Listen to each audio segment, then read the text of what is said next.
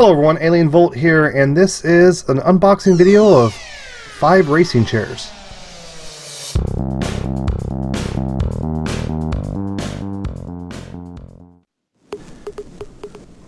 Now we decided to redo the office mainly because I needed a new chair.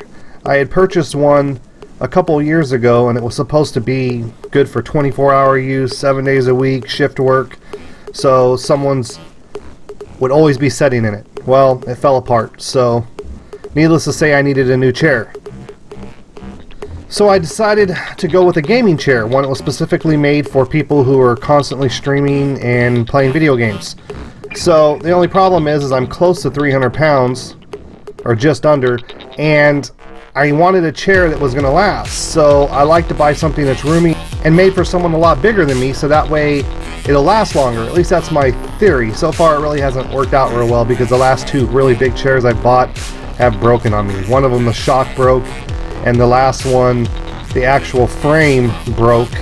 Well, cheap metal, I guess. That's what my father-in-law told me when he welded it back for me. But so I decided to buy something and spend a little bit more money on myself, and then my kids' chairs were starting to show a lot of wear. They were just cheaper chairs that we had bought at Staples for like $55, $60, somewhere right around in there. And so I decided to buy them.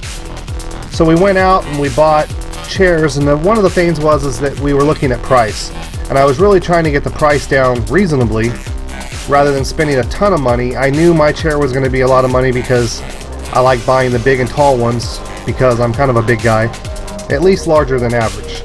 So that was the key thing. I had to find a chair for myself, and then I had to look for something for the other 4 members of my family.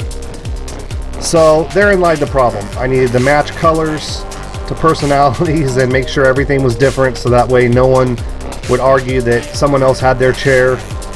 And so I went in and first I found my kids their chairs, and that took a lot of research and a lot of looking around and reading reviews. And I had a lot of different options available.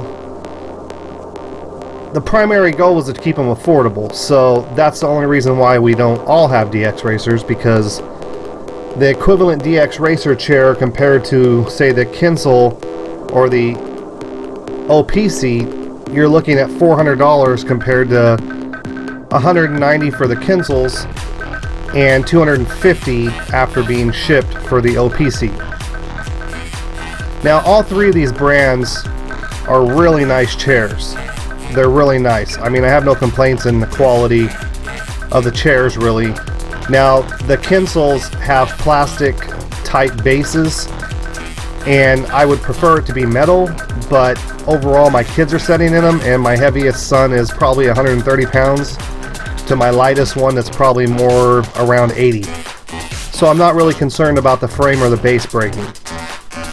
I should also note here that the Kinsels also do not have memory foam. The foam is just a regular high density layered type foams underneath, so you're not going to have the longevity of a memory foam, but they're also softer than the memory foam.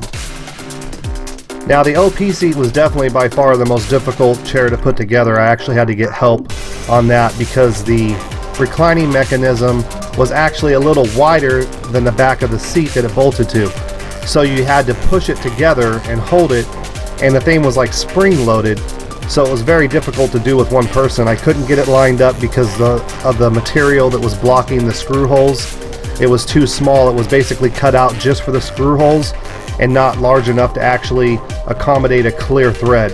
So I had to get someone to help me push the chair together while I helped part of it and then twisted the other part, and it was rough. Compared to the other chairs that went together pretty simply, that was probably the most difficult part of the chairs.